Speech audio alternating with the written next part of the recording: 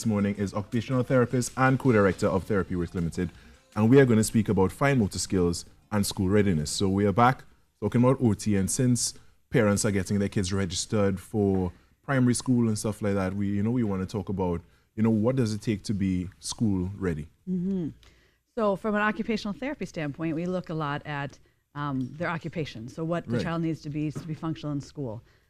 So one of the areas we look at is fine motor skills. So firstly, what exactly is fine motor skills? Could you define that for us? Yeah, so fine motor skills are when you use your small muscles in your hand, your muscles in your upper extremity to do different tasks, like dressing, self-care skills, texting, writing with a pencil, down to hobbies, if you like to paint or you like to garden or you play an instrument, even sports. Those are all things that we need our fine motor skills for.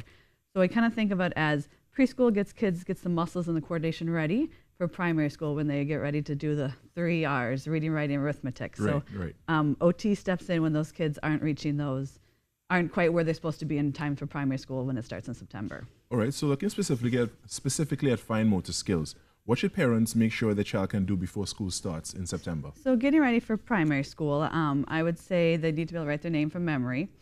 They should be able to write their alphabet A to Z. Right. Sometimes the kids mix up uppercase and common case still, so they might make a capital A and a common B, that sort of thing. They should also know how to write their numbers 1 to 9. They should be able to cut a little bit with the scissors. They should be able to draw a person with 6 to 8 body parts, and they should be able to do some of their self-care skills, like they should be able to manage their own clothing. They maybe can't tie shoes yet, but they can do buttons, they can do the Velcro on their shoes, that sort of thing. All right, so what if your child is not able to do any of these skills that you mentioned before? Well, this is kind of a nice time to look at it, especially if they're starting school in September. We have 9 months, well, almost 8 months now, to kind of get the kids ready. So I just tell the parents to pay a little extra attention. Today we're going to go through a few tips that they can do at home. But again, as always, there are kids who still need a little more intervention, or they're not quite getting the skills, even with the extra time parents are trying to do with them. And that's where occupational therapy eval might come into play, because at Therapy Works, this is one of our areas of specialty, so we can break down the activity so it's fun, because remember, their occupation is to play, so you want to keep it fun. Yeah, that's their job. Yes, that's their job. You don't want to stress the kids out too much. You want to make it based in play. Okay. So can you give us some ideas for working with, like doing something like holding a pencil properly? Sure. So this is, a typical pencil. We think kids could hold a pencil. Right. I see you brought a lot of I brought a lot of supplies today. So I don't like to give kids pencils right away this big, because you'll get kids who start to write like this, or they'll have their elbow up, their shoulder up, that sort of thing. So first, when they're real little, I start with bits of crayons, so little tiny bits that are broken. So don't throw away those broken crayons, because it works on developing that pincer grasp. Ah, okay. So you're getting those fingers forward, because what you don't want is kids to hold a pencil like this, or even like this. That's where we're trying to get. This is our tripod grasp. It's when our thumb is bent. We say thumb is bent, the pointer points to tip, and we use the middle finger to kind of support it, and we tuck these fingers in. So that's our ideal grasp. But to get there, because if we give 3-year-olds pencils like this, they learn all sorts of ways to hold the pencil to write. And they may form bad habits. So I don't even like to give kids pencils until they're about 4. And then when I do, I like to give them little pencils, because there's not as much room to stick your fingers all over the place. They kind of have to go to that point. So some different ways to work on fine motor if you want to work on that pincer grasp.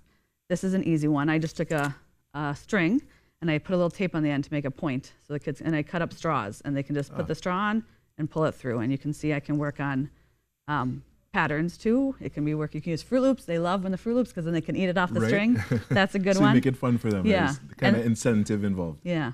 This is the last one I like to do for getting ready for writing is using Play-Doh or plasticine, and this is just a plastic knife from Pecos or somewhere.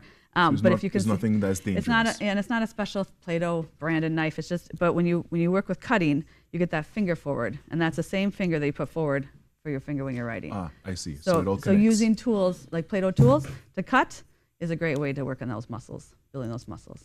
All right. So can you give us ideas for practicing letters or numbers? Sure. So kids a lot of times get tired of just doing worksheets and worksheets and worksheets. And I know when I was little, my worksheet would have an A, and then I have to make 30 A's before I get to the next line. And it's, by the time I get to A number 10, it's a mess. And it feels like penance, right? Exactly. So there's lots of ways to work on letters and numbers and drawing. One of my favorite ways is to tell parents get a thing of shaving cream and put it smear it on the wall of your shower or your tub. And the kids can practice doing the letters that way. Oh, with the finger. Yep. So it's and something they could, a little more natural. Exactly. You could get a stick at the beach and draw letters in the sand that way. And even a dry erase marker. you can put it on a mirror or a window, and that's a great way. So they're still practicing, but it doesn't feel like work because they're not on paper.